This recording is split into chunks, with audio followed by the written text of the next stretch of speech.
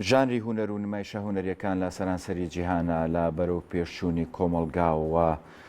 بەرەو پێشچوونی هەموو جیهان لە هەموو بوارەکاندا هونەریش بەشێکە لە بەرەو پێشچوونەکان و ئەوانش شێواز و ڕێبازی تایبەت دەگرنە بەر تا بتوانن لە ڕێگای هونەرەکانیانەوە نمایش و ئامانجی خۆیان بگەینە ئەو بینەری کە لەنێو ئەو هۆڵەیە ئامادەبن بۆ بینینی ئەو نمایشانە. نمایشە هونەریەکان هەر لە کلاسیکە و کە دەستی پێکردووە و هەتا ئێستا چەندین ڕێباز و ستایڵی جیاواز هەیە بۆ نمایشکردنیان و تەنانەت سوورک لە هونەرمەندانی جیهان شێوازی نمایشکردنەکان بە جۆرێک لە گۆڕانکاری ئەزانن یاخود ئەو ستایڵە نوێیانی کێن هەر بە زووی بگاتە دەست ئەو هونەرمەندانی تر لە سەرانسەری جیهانە. گەلەری زاڵگە لە ئێستاە نمایشێکی هونەریەکەن لە ژێر ناونیشان یاخود شێوازی کارەکە ئیلیستوریشنە. قسە باسەکەم لە سەرەمە بە میوانداری بەڕێز ئازەر عوسمان کە خۆی ڕەخەری فستیڤاڵەکەی زۆر بەخێربێت. ڕەخەری نمایشەکە بەخێربی سپاس بۆ ئامادەبوونت. ئیلیستوریشن مەبەستان لە چییە؟ ینی چی ئەمە سایڵە شێوازە چییە؟ پێم خۆشە لێکسەر سەرەتا لەوە دەست پێ بکەم. کریتیڤ ستودیۆ پرۆژەیەکی نوێیە ئەخۆ بڵێنسە چەمکێکی نوێ کاری کردووە لە کە هیچ لە پرۆژە نوێەکانی کارگەیشتگەرەیە کار لەسەر بنیادنانی میدیای نوێیەکە لە بوارەکانی ئەنیمیشن، ئیلیستریشن، ئیدیتین هەموو بوارانی کە پێوەستە بێتەوە بە میدیا بە دەستی کاری نوێشەوە لە ئێستادا. لە چوارچێوەی ئەم پرۆژەیە چەند وەرکشۆپێکی ڕخستەوە. یەکێک لە وەرکشۆپانە ئیلیستریشنە بە هۆکارێکی کە چەمکێکی نوێی جیهانی هەروەها بابەتێکی تازەشە چ لە بواری هونەرە چ لە بواری بازاری کارکردن و میدیاش بە تایبەتی. بۆ ماوەی 45 ڕۆژ ئێمە ئەم وەرکشۆپەمان ڕێخست کە 18 بەشدار بوو تێدا بەشدار بوو کە لە ڕێگەی فۆرمەوە بەشداریانەکە. هەڵبەتە لێرەوە بچمەنا وردەکاری کە باسی کەم پێویستی بەوە کۆمەڵێک توانایی هەیە. کاتێک کە کەسی بێ لە ئیلیستریشنە کار بکە پێویستی بە توانایی پرۆگرامەکان هەیە چ لە سەراسی دیزاین بێ یاخود و هەروەها پێویستی بە توانایی کەمێکی وێنەکێشانیش هەیە. ئەمە ئێمە دابشمان کردو بۆی کە بتوانین ئەم بەشداربووانە وەربگرین. لێرەوە وای کرد کە ئێمە بچینە ناو وەرکشۆپەکە بە شێوازێکی زۆر بە قۆناغی سەرەتا لەسەر دوو ئاسکارمان کرد. ئاسی تەکنیک و ئاستی تیۆری کە چۆن کارێک بەرهەمە هێنرێ. لە کۆتایی ئەم وەرکشۆپەدا کە ئێمە پێکەوە بانجام مانگەیان گەشتنەوە دەرەنجامی کە کاری باشی بەخۆوە بینی گەشتنەوەی کە بتوانین نمایشێکیان بۆ ڕێخین بۆ نمایشی ئیلیستریشن. لێرەوە پێناسەکە گەر دەست پێ بکەین ئەگەر لە شێوە سادەکای بیکەین ئیلیستریشن واتە گۆڕینی وشەیە بۆ وێنە بە سادەترین شێوە. چۆن وێنێ وشەیەک یاخود ڕستەیەک ئەگەر لە بواری سیاسیا بێ لە بواری کۆمەڵایەتیا بێ یاخود لە بواری ژینگەی یابەرێکێک لەمانە کاتێک کە تۆ چەمچێکت یاخود بابەتێکت دەیە لە ڕێگەی ئیلیستریشنەوە شیکاری تەواوی بۆکەی. واتە ئێمە کاتێک کە باز لە بابەتەکەکەین یاخود باز لە چەمکی کارەکەکە دەبێت بە ئاسانترین شێوە بیگەینەتە بینەرە بێ هەموو بینەرێک بە ساناترین شێوە لی تێبگا. ئەم چەمکە لە ساڵانی 2005ەوە بە دیاریکراوتە زۆر دەست بەکارەکە ئەمیش سەرچاوە لە دیجیتال ئارتەوە وەرەگرێ واتە لە پرۆگرامەکانەوە دێتەناو لەگەڵ پێشکەوتنی تەکنەلۆژیایە و لەگەڵ پێشکەوتنی پرۆگرامەکانی بواری ئەدۆبین و بواری جیاوازەکانی تریش ئەم ستایڵەش پێشکەوتنی بەخۆوە بینی بوو بە بابەتێکی سەرەکی ناو میدیاش بۆ گەیاندنی خێراتر. ئەدۆب ئیلیستریشن هەیە ئەمە هەر لەوە وەرگیراوە یعنی پرۆگرامە ئەمەی ئێوە یان ستایل و یان شێوازی ئیشپێکردنە ستایڵێکی کارکردنە لە بواری دیجیتال ئارتا و دواتر گەشەی کردووە بۆ ستایڵێکی سەربەخۆ کرد ئێستا کارەکان. هەڵبەتە ئەدۆبی ئیلیستریتەر هەیە کە بەرنامەیەکە کارەکانیش لە ڕووی کوالیتیەوە لە دوجارە وەکو کوالیتی یاخود وەکو تەکنەلۆژی باسیەکەین پێوەستن بەیەکەوە بۆ لەبەرەوەی کار لەسەر کوالیتیشەکە کار لەسەر بەرهەمێکی باشەکە لە ڕووی تەکنیک و لە ڕووی بینینەوە لە ئەدۆبی ئیلیستریتەرە کار لەگەڵ ڤیکتۆراکە لە ڕۆ دیجیتاڵێکەوە جیاواز لە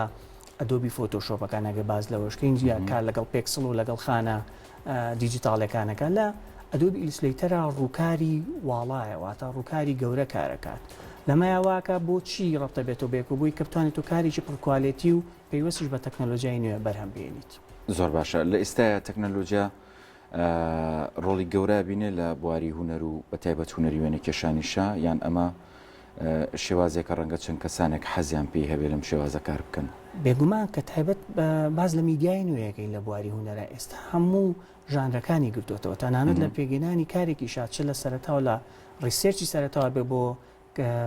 دواتەچی کارکردن دو دەستی کارکردنی خۆت پێویستە بەوەیە کە تۆ سوود لە تەکنۆلۆژیا وەربگری و ئامادەیەکی بەرچاویشی هەیە لە هەموو ژانرەکانە بە تایبەت لەم ئیلیستریشنە توانین بڵین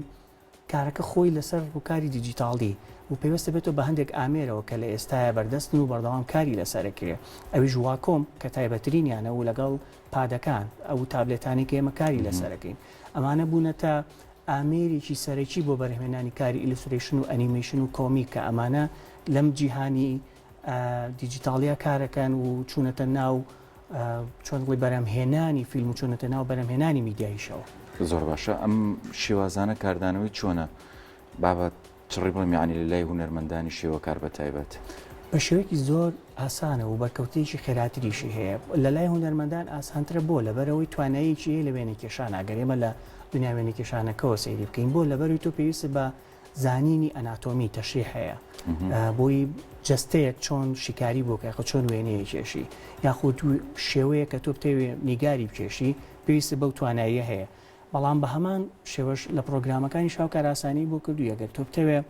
شێوەیەک بکەی شێوەکان بە ئامادەی هەیە تۆ کاتە پێویستە بە کۆمەڵێک سکیلی ئەندازەیە کۆمەڵ سکیلی دیزاین هەیە بەڵام بۆ تێگەشتن و بۆ کارکردنی هونەرمەند ئێستا زۆر ئاسان بۆتەوە ئەگەر ئێستا سەیری بواری میدیا و بوارە جیاوازەکانیش لە کوردستانە بکەین زۆرینەی هونەرمەندەکان کاری تیاکەن لەبەرەوەی لە توانە هونەرێکۆ بۆی ئاسانترە کاچێتە ناوە و لەگەڵ بەکارهێنانی تەکنۆلۆژیەکەش زۆر بە ئاسانترە توانێت کاری لەسەرکە و بەرهەم ببێنێت. باشە ئەم پرۆگرامانە ئێوەکو فێربوونە یان خۆت خۆی هونەرمەندەکان ئەیزان و بەستەنا شێوازی کارپێکردنەکەیەتی ئەتوانم بڵێم بۆ یەکەم جارە لەسەر ئاسی کوردستانە بە شێویشی ئەکادیمیە کرێتەوانێ ئەم وەرکشۆپە بۆ لەسەرەوەی کە یەکەم جار وەکو پرۆگرام فێرەکرێن دواتر وەکو تەکنیک و شێوازەکانی و هەروەها وەکو لایانی مێژوویشی بۆی کە تۆ لە ڕۆ ئەکادیمیەکەی پێ بگا لێرەوە ئێمە وەکو قۆناقی سەرەتا وەرکشۆپەمان ڕاگەیاندووە کە بەشداروان لە قۆناقی سەرەتا لەسەر ماستەر فێرە بن لە قۆناقەکانی داهاتووترا کەسێکی بەتوانای لێ دەرەچێ و لێهاتووی لێ دەرەچێت لە بوارەکەی خۆیان و بۆ دەستی کاریش گرنگەکە لە داهاتووە بتوانێت لە ناوەندە میدیایی و لە ناوەندە مارکێتینەکانە کار بکات. خۆتوانەکانەڵیتەوە یان خەڵکانی تر؟ بەڵێ لەلایەن دوو مامۆستاوتراتۆ من وەکو ڕێخەر و بەڕێوەبەری بڵین وەرکشۆپەکانم هەروەها لەم وەرکشۆپەشا بە هۆکاری کە من ماستەرەکەم لەسەر میدیای نوێشەوەم چەمکانە کارم لەسەری کردووە بەڵێ من لە ڕووی تیۆری و پراکتیکیشەوە کارم لەسەر کرد و وتومەتەوە بە هەمان شێوە مامۆستا گۆڤار بابا کە یەکێکە لە مامۆستاکان هەمیش بەشێکی وەرکشۆپەکەی لەستۆ گرتووە کە لە ستایڵێکی ئیلوستریشنا کارەکات و توانیوێتی ئەو ستایڵی خۆی و تەکنیکی کە کاری پێکات چ لە ڕووی تەکنۆلۆژی و چ لە ڕووی هونەریشەوە بەشداربوانی ببەخشێت. زۆر باشە بۆ کارکردن لەسەر ئەمانە شوێن و شێوازی تایبەتی خۆی هەیە بۆ ئیشکردنیان لە هەر کوێکا بێتوان کاری لەسەر بکەن بە چەند شێوازێکە کرێ بە نمونە تۆ سەرەتا لە قەڵەم و کاغەزەکەی بەردەستی خۆتەوە کوسکێکی سەرەتاکرێت دواتر ئەگەر بتەوێ بگوازیتەوە بۆ سەر ڕووی دیجیتاڵی لە باسانی چ لە ڕووی سکانیەوە بیا لە ڕووی وێنەگرتنیەوە بێ بەڵام باشترین و پرۆفشناڵترینیانەوەی کە تۆ لە ڕێگەی ئامێری واکۆم و تابلێتەکانەوە کرێ بۆ لەبەری پرۆگرامی تایبەتی خۆی هەیە ئەگەر بشمانەیە کوالیتیکی زۆر باشەیە بێ پێویستە بێتوانێت بۆی کە تۆ بەرنامەی ئەدۆبی ئیلوستریتەر بەکاربێنی بۆی با کوالیتی ڤیکتۆر بداتێ. زۆر باشە ئەبینم پرنتەریشی تایم پرنتی شەکەن کارەکان یان هەر ئێمە کارەکان دوای کە بە شێوی دیجیتاڵی بڵێن بەرهەمە هێنرێت لە ڕێی و پرۆگرام و ئەپلیکیشنانی کە دروستیەکات بەڵێ کارێکی دەرەنجامیە دەرەنجام کارانە ئێمە بە دوو شێوە نمایشمان کردوێتەوە لە دوو نهۆما لە گەلەری زاڵدا نهۆم یەکەمان تایبەت کردو بۆ کارانی کە پرێنتی بکەین دوات دەرەنجامەکان پرێنت کراون نمایش کراونەتەوە کە لەسەر دوو چەمە کاریان کردووە چەمکی سترگڵ تێکۆشان و چەمکێکی تر کە ڕیسێرچی تایبەتی خۆی بۆ کرد و دواتر بەرهەمی هێناوە و نهۆمی دومیشمان تایبەت کردو بە کارە ڤیدیۆیەکانە و کارانی کە ئیلوستریشنن بەڵام دواتر بە یارمەتی پرۆگرام و تەکنۆلۆژیای نوێ کردێتەوە بە ڤیدیۆ نمایشی کردووە. ئەنکاری ڤیدیۆیشی ڤیدیۆکان ئەنیمیتن یان ڕیڵە و کاری لەسەرەکەن تودین بە هەمان شێوە بە تودین بە سیستمی ئیلوستریشن کردوێتی و لێکدانەوەی بۆ کراوە کە ئەتوانین بڵین لە سینەکانی هاوشێوەی ئەنیمی دەرەکەی بەڵام بە چەمکی ئیلوستریشن کاری کردو بۆ لەبەرەوەی لە بینینە ئاسان نەزانی لەسەر چەمکە کاری کردووە. زۆر باشە ئەم کارە ڤیددیویانی کە ئێوە پێ ئەەکەن ینی چیرۆک دەستنیشان کراوە بۆیان یان ئیتر ئەو کەسە سربەستە چۆن کاری لەسەرەکە و ئیشەی خۆی ینی سیستم بنەمایە ڕێسایەکی هەیە یان تۆ سربەستی بنەکە دوو نمونە بێنمەوە لەسەرەوەی تۆ لە کارکردنەکەی لە لای مامۆستا گۆڤار چەمکی سترگڵ واتە تێکۆشانی بەکارێنە تێکۆشان لە چ لایەنێکە کە تۆ کاری لەسەرەکەی بەشداربووەکان هەر یەکە و لە بابەتێکاڵبژا بە نمونە ژینگە باشە بۆی زۆر درێژین دەدەبێت ئەگەر بەرزبوونەی پلەی گەرمای زەوی وەربگرین ئەم وشەیە وەرەگری ئەم وشەیە لە وێنەیەکی ئیلیسترەیتریا چۆن ئەتوانێت نیشانی باتەوە کە کەسێکی سانایەت ئاماژەی ئەوەی تیاوێت کە بزانێت بە شێوەیەکی زۆر سادە و بە شکڵێکی چۆنەڵی هەمووان و فیگەرانی کە تایەتی لە داڕشتنێکی زۆر سادە شابی بەخشێکە باس لە بەرزبوونەی پلەی گەرماکات ئەمە لە لایەنێکی کە من کارم لەسەری کرد و بووی کە لە ڕوو ئەکادیمیەکەی و بتوانم پێشخستنی بەشدار بووم خەمەڕوو ئەوەیە کە تۆ بابەتێکە لە بژێ ڕیسێرچی بۆ بکەی سەرچاوە نیشان بیت و ئەو لایەنانی ترکە کاری تیا کردو هاوشێوەکانی چن چ لەسەر ئاسی ئەنیمیشن بێ لەسەر ئاسی بەنمونە کاری هوەری پێشووتری بێ و لەسەر ئاسی مەنامی ماستەر بێ یاخود نامەکانی تر بێ هەش یەکێک لەمانە بێ بۆی بتوانێت دەرەنجامێک ببەخشێتەوە کە سەرەتا و کۆتایی هەبێت داڕشتنێکی ورتری هەبێت من لەمایە بۆ کارم کردو لەم بەشەیە لەبەری ئیلیستریشن سەرەتا خۆی پێویستی بە چەند سکێچێکە ستۆری بۆردی هەیە بە هەمان شێوەکو چۆن بۆ کارێکی سینەمایەکە کارێکی بەرەمێنانەکەی لەم ستۆری بۆردا دەرەنجام تا تێزانی کە لە کۆتاییە چی بکەیت و پێتەڵە لە کۆتاییە بە چ دەرەنجامی پێشکەشی پێی بووی بە ساناترین شێوە لی تێبگەیت چکە چەمکەکەی وایە کە هەمووان لی تێبگەیت زۆر باشە چێن ئەوانی بەشداریان تیا کردووە یان تاکی بەردەوام بێ وەرکشۆپەکە وەرکشۆپەکە تاو بۆ نمایشەکەمان ماوەی 4 ڕۆژە بەردەوامە لە گەلەری زاڵگا ئەوانی کە بەشداریان کردو بەسەر دوو چەشنە دابەش بوون زۆرینیان نەتوانم بڵێنەوەن کە لە کۆلیجی هونەرە جوانەکان و پەیمانگای هونەرە جوانەکانن لەبەرەوەی و کوتمان توانایی وێنە کێشانیان یاخود توانای سینەمایانێ بە هەمان شێوە بەشداروی واشی تایە و بەشێکی تری ئەوانن کە لە دەرەوەن وەکو ئارەزوویەکی خۆی کاری تیاکە بەڵام شارەزایی بوارەکانی دیزاینی هەیە چوەکو بەرنامەی ئەدۆبیەکان یاخود بەکارهێنانی پرۆگرامەکانی ناو تابلێتەکان شمردە وردە بەرەوە ئافتەریفێکیش بڕۆن ئەوەی پێشکەوتوترەبی